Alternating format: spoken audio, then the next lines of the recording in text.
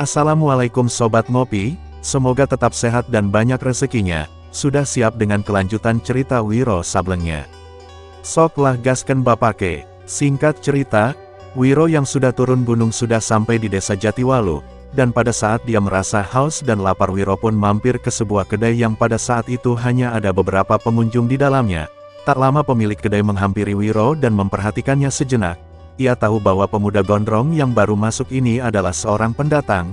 Ia pun segera menawarkan hidangan yang ia jajakan. Si pemuda gondrong pun memesan sepiring nasi beserta lauk pauknya dan juga segelas air minum. Pemilik kedai itu segera mengambilkan sepiring nasi dan segelas air lalu diletakkannya di atas meja di hadapan Wiro. Menetes air liur pemuda ini karena selama 17 tahun di puncak gunung gede dia hanya kenal nasi merah dan sayur. Kini menghadapi nasi putih dan ikan serta gulai yang lezat maka lahaplah makan Wiro. Keringat memercik di kulit mukanya. Kemudian diteguknya segelas air putih. Pada saat dia mengusapi perutnya yang buncit keras itu maka masuklah 4 orang laki-laki. Semuanya berpakaian serba hitam, membawa golok di pinggang. Tampang-tampang mereka sungguh tak sedap dipandang. Mereka masuk dan duduk dengan seenaknya. Keempatnya memelihara brewok. Ketika pemilik kedai melihat kehadiran keempat orang ini dan dengan cepat datang melayaninya. Agaknya keempat manusia ini pastilah orang-orang penting juga. Tak lama kemudian maka dihidangkanlah makanan yang lezat-lezat di atas meja. Tuak murni pun diletakkan dalam sebuah bumbung bambu berikut 4 buah gelas yang juga dari bambu. Keempat orang itu makan dengan angkat kaki. Suara celepak-celapak mulut mereka terdengar sampai ke tempat Wiro duduk. Tapi tentu saja pemuda ini tak mau ambil pusing. Meski mereka menyiplak sampai sekeras geledek pun dia tak akan ambil pusing. Wiro melambaikan tangan memanggil pemilik kedai dan bertanya harga yang harus ia bayar atas makanan yang ia makan. Orang kedai itu menyebutkan jumlah uang yang mesti dibayar Wiro. Waduh, mahal sekali, keluh Wiro. Tadi aku sudah bilang jangan mahal-mahal. Itu juga sudah sangat murah nak, kata orang kedai. Wiro garuk-garuk kepalanya. Habis uangku buat bayar makanan itu. Dikeluarkannya uangnya dan diberikannya pada pemilik kedai. Pada saat itu pula terdengar gelak tawa keempat orang yang duduk di meja seberang sana. Salah seorang dari mereka, yang berbadan gemuk pendek dan berkepala botak berkata, kalau tidak gablek uang, jangan masuk kedai bung. Yang seorang lagi menyambungi, daripada takut-takut keluar uang, sebaiknya cari saja makanan di tong sampah. Keempat orang itu tertawa gelak-gelak. Wiro memandang kepada mereka.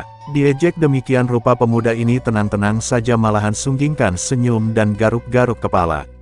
Laki-laki yang berkumis panjang menjulai ke bawah bertanya, kau mau uang buat beli makanan? Mau saja kalau diberi, jawab Wiro sejujurnya, sambil digaruknya lagi kepalanya. Merangkaklah di hadapanku, menyalak 3 kali dan tuanmu ini pasti akan kasih uang kepadamu. Atap kedai itu seperti mau runtuh oleh suara tertawa keempat orang itu. Wiro memandang berkeliling, ketika dilihatnya beberapa sisir pisang Ambon yang berjejer digantung di atas meja tempat meletakkan ikan dan gulai maka tertawalah pemuda itu. Mula-mula perlahan tapi makin lama makin keras dan dia melangkah mendekati deretan pisang itu. Dikeluarkannya sisa seluruh uangnya yang masih ada yang tak seberapa tapi cukup untuk membeli sesisir pisang. Aku beli pisangmu pak, kata Wiro. Diturunkannya sesisir pisang sambil melangkah ke pintu dipotesnya sekaligus 4 buah pisang. Dia melangkah juga ke pintu sementara di belakangnya masih terdengar suara gelak tawa keempat orang tadi. Tiba-tiba dengan kecepatan seperti kilat dan tanpa berpaling sama sekali Wiro Sableng gerakkan tangan kanannya. 4 buah pisang meluncur lewat bahunya. Di belakangnya suara tertawa keempat orang tadi mendadak sontak berhenti, berganti dengan suara-suara tercekik.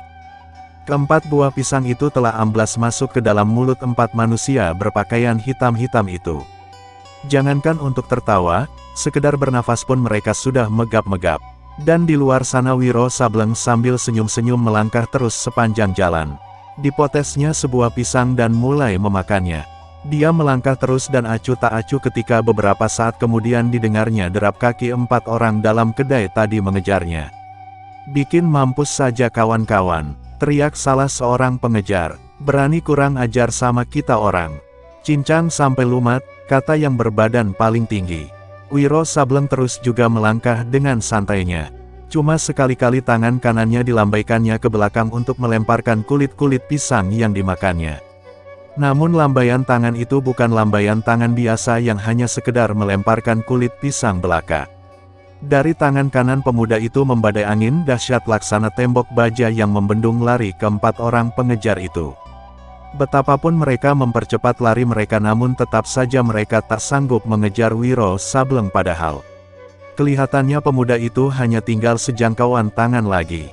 Keempat orang itu berteriak-teriak, memaki dan menggeram, menggapai-gapaikan tangan ke muka karena merasa hampir-hampir dapat menangkap punggung baju Wiro Sableng. Namun gerakan-gerakan mereka itu tak ubahnya seperti 4 ekor monyet yang menjadi gila mencak-mencak kian kemari. Dan orang yang dikejar terus juga berjalan ongkang-ongkang bahkan sambil makan pisang Ambon. Mengapa sampai terjadi hal yang demikian? Itu tidak lain karena Wiro telah mengeluarkan ilmu kesaktiannya yang bernama dinding angin berhembus tindih menindih. Gila betul, teriak laki-laki tinggi jangkung yang lari paling depan. Namanya Bergola Wungu. Dialah yang menjadi pemimpin dari 3 orang lainnya dan dialah yang memiliki ilmu paling tinggi. Dengan sangat geram dan sambil berlari dicabutnya sebilah belati dari pinggangnya dan dilemparkannya ke arah punggung Wiro Sableng. Tapi anehnya pisau itu melesat kembali, bahkan berbalik menyerang Bergola Wungu. Kalau saja dia tidak cepat-cepat buang diri ke samping pastilah lehernya akan dimakan ujung pisau. Akhirnya dengan keluarkan keringat dingin, Bergola Wungu dan anak-anak buahnya hentikan pengejaran. Baru hari ini Bergola Wungu serta anak-anak buahnya menghadapi kejadian seperti itu. Sebagai pemimpin dari 3 orang itu, sebagai orang yang paling tinggi ilmu silat dan kesaktiannya sudah barang tentu Bergola Wungu malunya bukan main. Untuk mencuci mukanya dia berkata menggerendeng, kalau bangsat itu bukannya manusia siluman pastilah dia iblis bermuka manusia. Siapakah keempat manusia berpakaian serba hitam dan sama-sama memelihara berewo itu? Mereka menamakan diri 4 berewo dari Goa Sanggreng dengan Bergola Wungu sebagai pimpinannya. Mereka tak lain adalah komplotan rampok yang malang melintang sepanjang sungai Cimandilu yang terkenal keganasannya di daerah sekitar situ. Dulunya, Bergola Wungu adalah turunan orang baik-baik yang ayahnya mati di tangan Kalingundil, kepala rampok yang malang melintang dan bersarang di kampung Jatiwalu. Sesudah ayahnya dibunuh, keluarganya ditumpas sedang keganasan Kalingundil dan 3 orang anak buahnya semakin menjadi-jadi melanda Jatiwalu maka Bergola Wungu yang saat itu berumur 26 tahun meninggalkan kampung kelahirannya dengan satu tekad yaitu mencari guru silat yang dapat mengajarkan ilmu dan kesaktian kepadanya. Dia berhasil menemukan seorang guru dan kemudiannya berhasil pula mendapat 3 orang anak buah, maka malang melintanglah Bergola Wungu di sepanjang sungai Cimandilu, menjadi kepala perampok yang ditakuti. Dan ketika dirasakannya saat untuk melakukan pembalasan sudah tiba maka bersama ketiga orang anak buahnya berangkatlah dia menuju Jatiwalu. Tapi sewaktu sampai di Jatiwalu, Kalingundil dan anak-anak buahnya tak ada di sana, pergi keluar kampung dan tak satu orang pun yang tahu. Rumahnya kosong dan sepi. Bergola Wungu memutuskan untuk menunggu sampai musuh besarnya itu kembali. Dan sampai hari itu Kalingundil masih juga belum muncul. Mereka duduk di dalam kedai di tempat semula. Untuk berapa lamanya tak satu pun yang bisa bicara. Bergola Wungu teguk tuaknya sampai habis. Kurasa manusia itu mungkin salah seorang anak buah Kalingundil, kata Ketut Ireng. Bergola Wungu letakkan gelas bambunya ke meja. Dia berpikir, kalau yang tadi itu benar-benar anak buah Kalingundil, pastilah maksudnya untuk menuntut balas akan menemui kegagalan. Kalau anak buah Kalingundil sudah demikian hebatnya, apalagi Kalingundil sendiri. Memang waktu 15 tahun belakangan ini adalah waktu yang cukup lama untuk menambah ilmu kesaktian. Tapi bila kehebatan anak buah Kalingundil seperti kenyataan tadi, ini adalah tiada diduga Bergola Wungu sama sekali. Tidak mungkin, desis Bergola Wungu. Tak mungkin manusia tadi adalah anak buah Kalingundil. Lagi pula kita belum yakin betul apa dia benar-benar manusia. Dan aku ingat bahwa Kalingundil cuma punya 3 orang kaki tangan. Aku kenal tampang-tampang mereka semua. Tapi bukan mustahil selama belasan tahun ini jumlah anak buahnya bertambah, menyela laki-laki yang bernama Seta Inging. Aku tetap tidak mau percaya, kata Bergolau Ungu. Dilambaikannya tangannya pada pemilik kedai, tak menunggu lama si orang tua pemilik kedai datang dengan ketakutan sambil terbungkuk-bungkuk. Bergolau Ungu bertanya kepada si pemilik kedai mengenai jumlah anak buah Kalingundil. Si pemilik kedai menjawab cuma 3 orang, dan orang itu masih sama seperti yang dulu. Bergolau Ungu bertanya kembali mengenai keberadaan Kalingundil beserta anak buahnya. Si pemilik kedai pun menjawab semua orang di desa itu tidak ada yang mengetahuinya. Kalingundil pergi meninggalkan rumah besar tersebut tak lama setelah istrinya meninggal, bahkan anak perempuan satu-satunya pun tidak ada yang tahu berada di mana. Mendengar keterangan dari si pemilik kedai Bergolau Ungu menjadi kesal. Dia pun berkata kalian manusia-manusia yang sudah diinjak-injak kemanusiaannya oleh Kalingundil, yang diperas dan dipreteli harta kekayaannya, yang dibunuh dan disiksa, masih saja melindungi manusia-manusia keparat itu. Kami semua benci dan mendendam terhadap Kalingundil serta anak buahnya, tapi kami ini rakyat lemah. Tak ada daya untuk melawan. Kalian bukan lemah tapi bodoh dan pengecut, bentak Ketut Ireng. Lalu sambungnya, jika beberapa hari di muka ini kami masih belum juga menemui Kalingundil dan cecunguk-cecunguknya itu maka akan kubakar rumahnya, juga seluruh kampung ini. Mendengar perkataan ini si pemilik kedai berkata jangan Raden, sekurang-kurangnya Raden mesti ingat bahwa kampung ini dulunya adalah kampung Raden juga. Dulu ini memang kampungku, kata Bergolau Ungu, tapi sesudah bapakku dibunuh dan keluargaku ditumpas, kampung ini bukan kampungku lagi. Orang-orang di kampung ini berdiam diri, tak ambil peduli ketika ibuku dirusak kehormatannya, ketika saudara-saudaraku ditebas lehernya. Patutkah kuakui ini sebagai kampungku? Persetan sama kampung keparat ini. Bergolau Ungu membantingkan gelas bambunya ke meja. Papan meja pecah, gelas bambu mental terbelah 2. Mereka bukannya takut, bukan tak mau menolong, tapi karena tak punya kemampuan. Kalingundil dan anak buahnya berilmu tinggi. Diam, bentak Bergolau Ungu. Orang tua pemilik kedai itu diam membungkam. Ketut Ireng ambil bagian kini, kau tahu siapa itu manusia rambut gondrong yang tadi makan di sini? Tidak tahu Den, sungguh tidak tahu, sudah pergi sana, bentak Bergolau Ungu. Orang tua itu berlalu dengan cepat. Tak lama kemudian Bergolau Ungu dan ketiga anak buahnya meninggalkan kedai tanpa membayar 1 peser pun atas apa yang telah mereka makan dan mereka minum. Cerita pun berpindah ke sebuah pekuburan. Pada saat itu terlihat ada seseorang yang sedang mencabuti rerumputan di sebuah makam kuburan. Tak berselang lama terdengar derap kaki-kaki kuda yang datang ke arahnya, namun orang ini sama sekali tidak memperhatikan derap kaki kuda yang menggeru di belakangnya, karena menyangka bahwa itu adalah kuda-kuda yang biasa lalu lalang di tempat tersebut. Tapi tangannya yang halus itu berhenti mencabuti rerumputan ketika di belakangnya terdengar suara tertawa seseorang. Orang yang baru datang ini pun berkata inikah manusia yang menjadi anak tunggal si keparat Kalingundil. Seorang gadis berusia sekitar 16 tahun yang berlutut di makam itu memutar kepalanya. 4 orang penunggang kuda dilihatnya berjejer di belakangnya.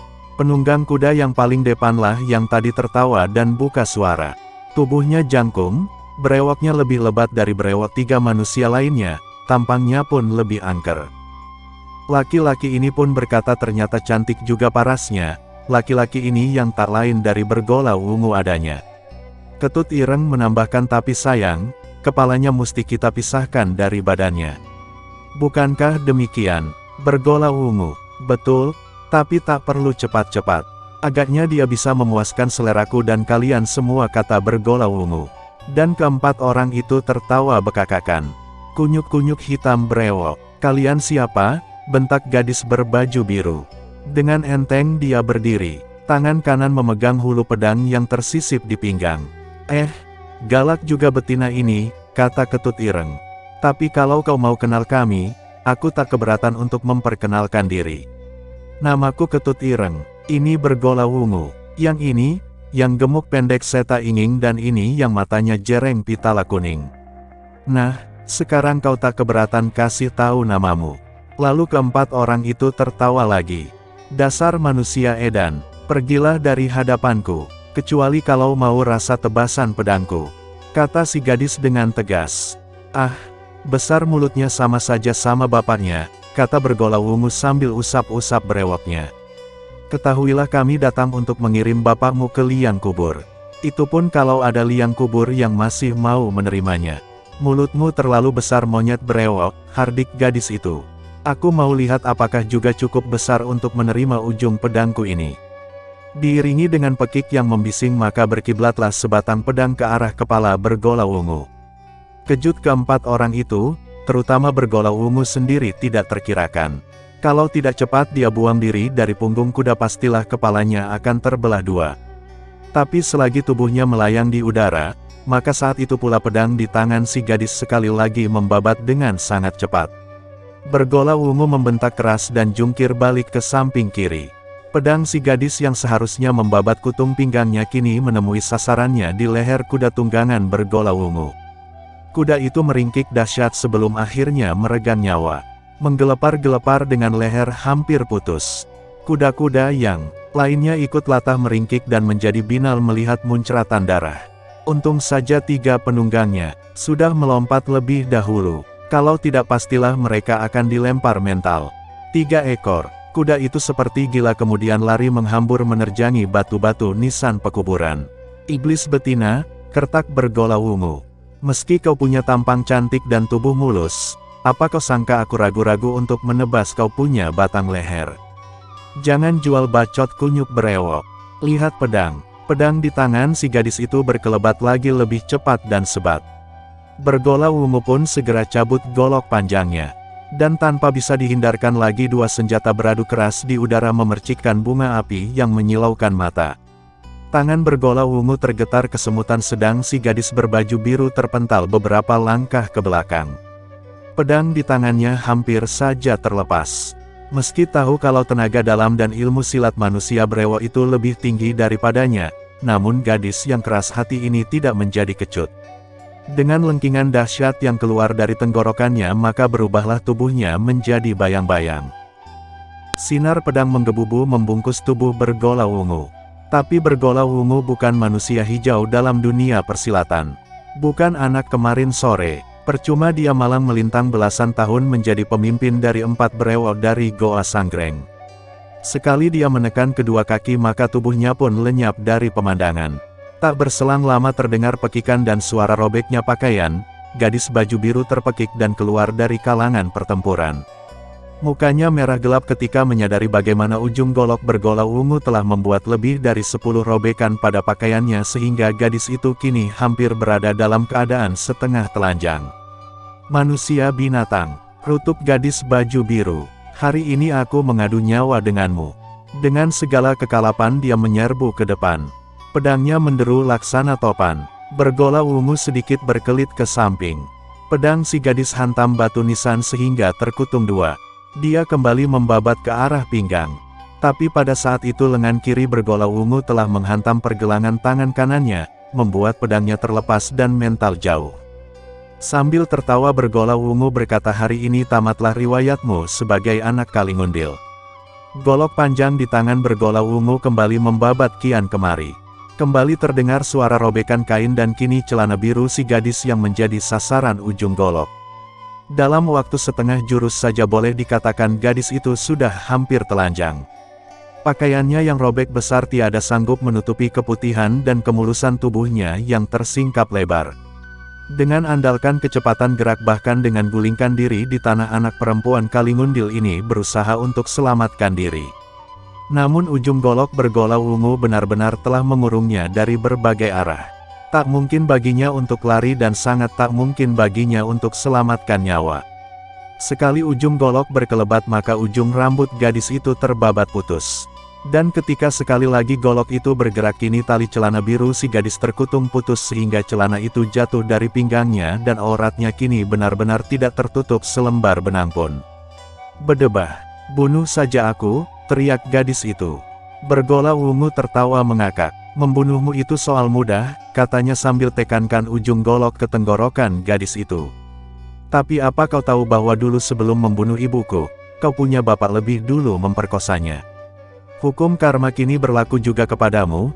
Tiba-tiba dengan kecepatan yang luar biasa si gadis sorongkan batang lehernya ke arah golok.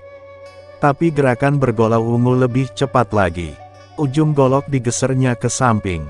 Begitu si gadis terdorong ke muka maka tangan kirinya dengan sigap menyambar rambut si gadis. Gadis yang hampir tak berdaya itu masih berusaha menendangkan kakinya ke perut bergolau ungu. Namun serangan yang tak berarti itu tidak dapat mengenai sasarannya.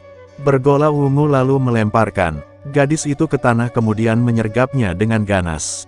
Keduanya bergulung-gulung. Yang satu berusaha untuk mempertahankan kehormatannya, sedangkan yang satu sengaja untuk menghancurkan kehormatan itu. Kawan-kawan, jangan diam saja. Gadis ini adalah bagian kita semua. Ayo tunggu apa lagi? Teriak bergolau ungu. Serentak dengan perkataan itu 3 orang anak buah bergolau ungu segera menyerbu pula. Seorang gadis dengan 4 orang laki-laki bergulung-gulung di tanah pekuburan. Si gadis hanya bisa menjerit dan berteriak, dan berusaha menendang dan menerjang. Namun keempat orang ini seakan-akan mereka semua sudah sinting. Kemasukan setan-setan kuburan. Pembalasan dendam kesumat memang sangat dahsyat. Apalagi kini disertai dengan dorongan nafsu hewani yang meluap-luap. Keadaan Nilamsuri benar-benar sudah kepepet. Tenaganya sudah hampir habis. 4 pasang tangan manusia menggerayang di seluruh tubuh yang telentang di atas sebuah makam tua. Tulang belulang kau punya ibu akan menyaksikan pelaksanaan hukum karma ini. Kata bergolau ungu sambil tertawa. Gadis ini ternyata bernama Nilamsuri. Ia hantamkan lututnya ke perut laki-laki itu ketika bergolau ungu hendak menindihnya dari atas. Tapi hantaman lutut yang tiada bertenaga itu sama sekali tiada terasa oleh manusia brewok yang sudah dikobari nafsu terkutuk itu. Keparat, bunuh saja aku, teriak Nilamsuri. Kehormatanmu dulu baru nyawamu. Bergolau ungu tertawa mengekeh. Disaksikan oleh 3 anak buahnya yang juga menggerayangi tubuh gadis 16 tahun itu, bergolau ungu mulai melaksanakan niat terkutuknya. Seketika runtuhlah harapan Nilamsuri untuk bisa selamatkan diri. Air mata meleleh di pipinya. Namun nasib Nilamsuri tidak seburuk yang dibayangkannya saat itu. Satu bayangan putih berkelebat dari sebelah timur pekuburan yang tanahnya agak membukit. Dan tahu-tahu keempat orang yang mengerumuni Nilamsuri menjadi kaku tegang laksana patung batu. Nilamsuri yang hanya merasakan sambaran angin serta gerayangan-gerayangan tangan pada tubuhnya tiba-tiba berhenti secara mendadak. Ia pun membuka kedua matanya yang berkaca-kaca itu. Terkejut sekali dan hampir tak percaya ketika dia melihat bagaimana keempat manusia brewok itu masih berjongkok di sekelilingnya, tapi mata mereka semua melotot dan tubuh mereka menjadi kaku. Gadis ini bangkit dengan cepat, dia berpikir sejenak apakah yang telah terjadi dengan keempat manusia itu. Dia hanya ingat pada desiran angin tadi. Mungkinkan ada manusia yang telah menolongnya. Manusia ini pastilah mempunyai kesaktian luar biasa, lalu diperhatikannya keempat laki-laki itu. Ternyata mereka tertotok urat besar di pangkal leher masing-masing. Atau mungkin saja keempatnya telah dicekik oleh setan kuburan. Peristiwa yang sangat aneh itu membuat Nilamsuri lupa akan keadaan dirinya sendiri saat itu. Dia memandang berkeliling, namun di saat matanya membentur segulung benda putih yang tergeletak di atas batu nisan sebuah kuburan, ternyata benda ini adalah sehelai baju dan celana putih. Pada saat memandang pakaian itu sekaligus mengingatkan Nilamsuri pada keadaan dirinya. Tanpa peduli lagi siapa pemilik pakaian itu dan tanpa ambil pusing lagi bagaimana pakaian itu bisa berada di atas kuburan tersebut, si gadis langsung saja melompat, menyambar pakaian itu dan lari ke balik serumpun semak-semak. Dikenakannya pakaian itu cepat-cepat, meski agak kebesaran sedikit, tapi pakaian itu memberi banyak pertolongan bagi Nilamsuri dan si gadis merasa sangat bersyukur. Tak lama Nilamsuri keluar dari balik semak-semak itu. Dan ketika dilihat olehnya keempat manusia yang masih berjongkok kaku di seberang sana maka meluaplah amarahnya dan darahnya seakan mendidih, maka segera disambarnya pedangnya yang tergeletak di tanah. Sinar pedang berkiblat sekaligus menyambar ke arah kepala bergolau ungu dan anak-anak buahnya. Sesaat lagi pedang itu akan membabat kepala bergolau ungu. Tiba-tiba sebutir kerikil sebesar ujung jari telunjuk membentur pertengahan pedang yang hendak merenggut nyawa keempat manusia brewok itu. Dan benturan batu kerikil ini membuat pedang di tangan Nilamsuri terdorong setengah tombak ke atas, lewat 1 jengkal di atas kepala bergolau ungu dan 3 orang lainnya itu. Terkejut anak gadis Kalingundil ini bukan kepalang. Serentak dengan itu dia membentak dan memandang berkeliling. Manusia atau setan yang jadi biang kerok jangan sembunyi. Unjukkan diri. Tak ada suara yang menyahut.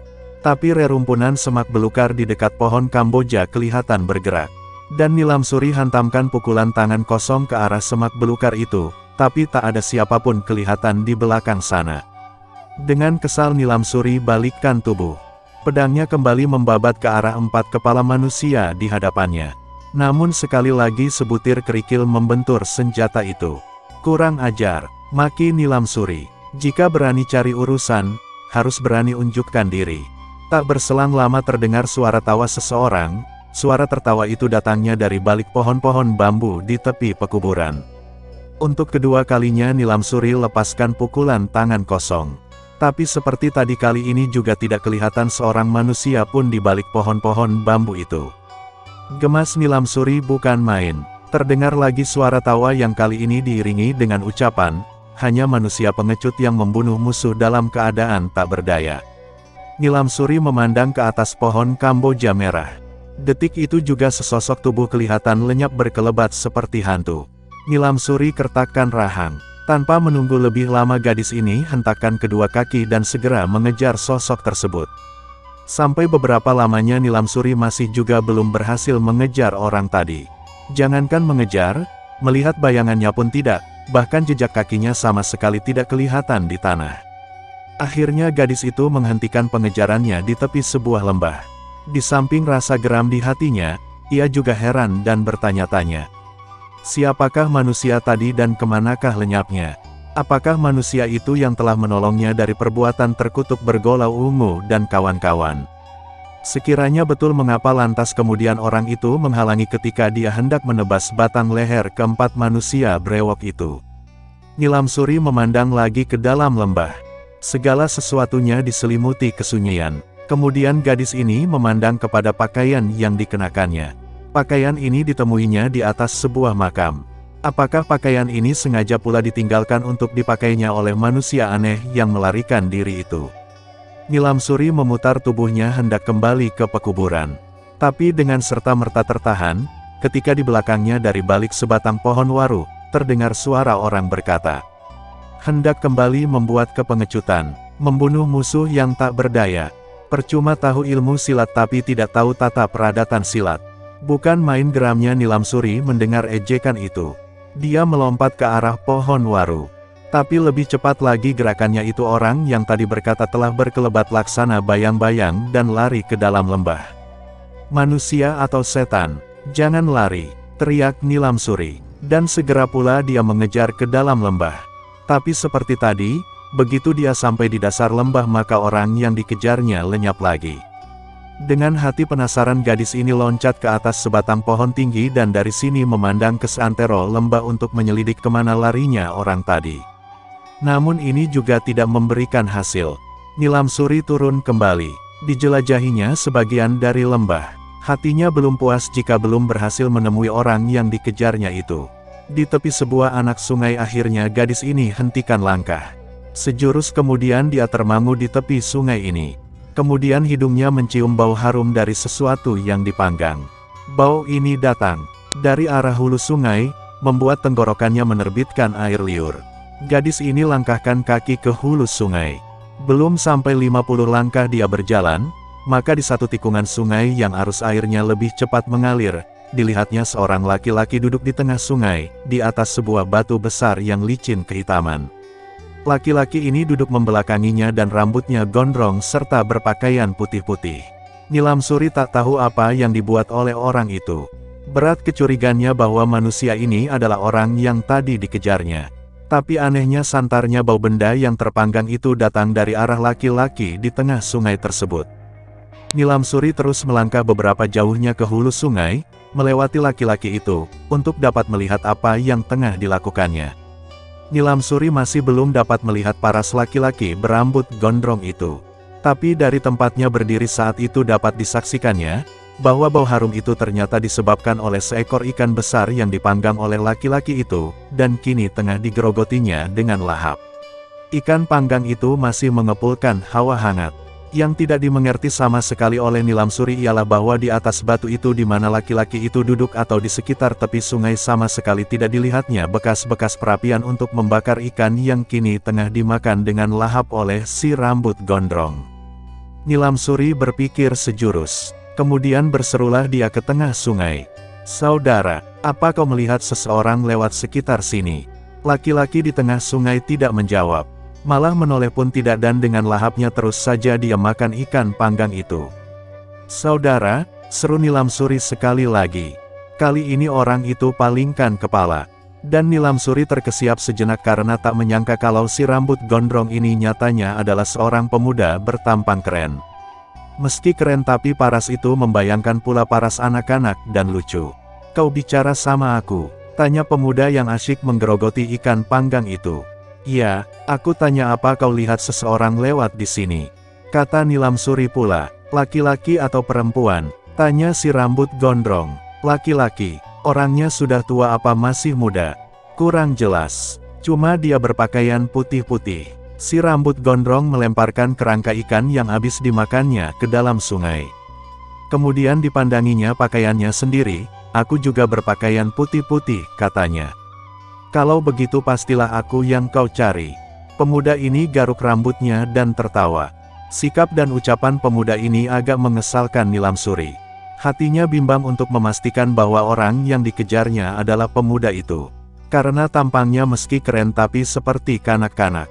"Kenapa diam?" tanya pemuda itu. "Aku tahu kau sampai ke sini karena mencium harumnya bau ikan panggangku."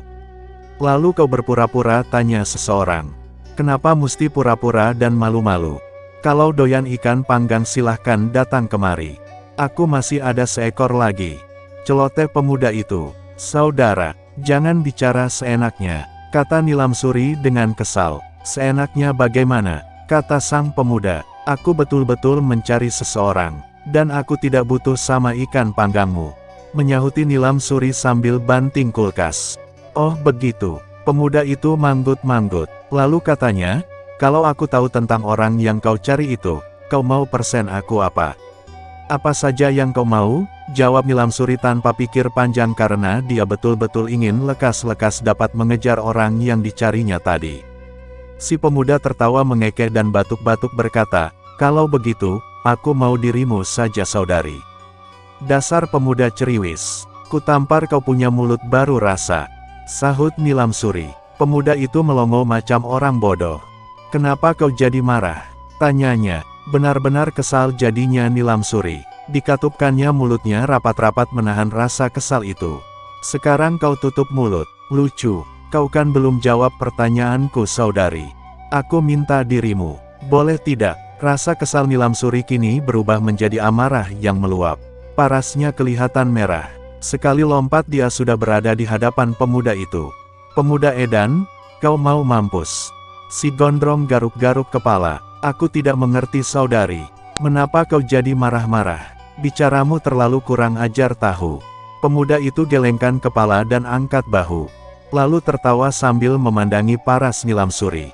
"Kau tahu saudari," katanya, "kalau kau marah-marah dan membentak macam tadi parasmu tambah cantik." Tiba-tiba tamparan tangan kiri Nilamsuri mendarat di pipi si pemuda dengan kejam. Pemuda itu meringis kesakitan. Untuk sesaat penyesalan timbul di hati Nilamsuri melihat bagaimana pipi yang ditamparnya itu kelihatan menjadi sangat merah. "Kau jahat sekali," kata si pemuda pula. "Aku tanya sama kau, kau mau persen aku apa kalau aku tahu orang yang kau cari itu? Dan kau jawab apa saja mauku. Lantas aku bilang mau dirimu, apa aku salah?" Nilamsuri menggigit bibirnya. Dia tahu ucapan pemuda itu betul. Dia sadar kalau tadi dia telah ketelepasan bicara. "Saudara," kata Nilamsuri. Tapi si pemuda memotong. "Sudahlah, aku tak sudi bicara sama kau. Orang mau menolong malah dikasih tamparan. Baru mau menolong, kalau sudah ditolong mungkin aku akan dapat tendangan." Dan Nilamsuri menggigit bibir lagi. Tanpa berkata apa-apa dia melompat ke tepi sungai kembali. "Hai saudari, tunggu dulu," seru si pemuda. Nilamsuri balikkan badan. "Sebenarnya ada apa kau mencari laki-laki itu?" "Itu urusanku sendiri," jawab Nilamsuri. "Laki-laki itu kekasihmu agaknya." Kau mau tamparan sekali lagi? Si pemuda tertawa. Dunia serba aneh, katanya seakan-akan pada diri sendiri. Mestinya laki-laki yang cari perempuan. Ini perempuan yang cari laki-laki.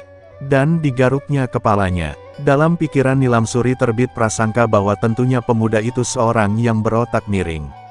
Karenanya tanpa ambil peduli lagi dia segera tinggalkan tempat itu. Hai saudari, kau tidak mau ikan panggang ini?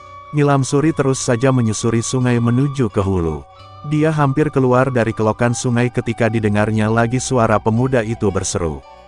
Jarak antara mereka saat itu sudah puluhan tombak. Kalau saja Nilamsuri mau berpikir sejenak dia akan segera tahu kalau pemuda itu bukan berteriak biasa tapi dengan menggunakan tenaga dalam.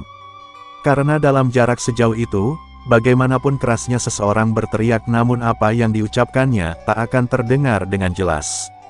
Saudari, jangan pergi ke sana, di sebelah sana banyak buayanya, kembalilah. Tapi Nilamsuri jalan terus. Si pemuda geleng-geleng kepala dan dengan cepat berlari menyusul Nilamsuri. Saudari kau mau kemana? Tanya pemuda itu seraya pegang bahu Nilamsuri.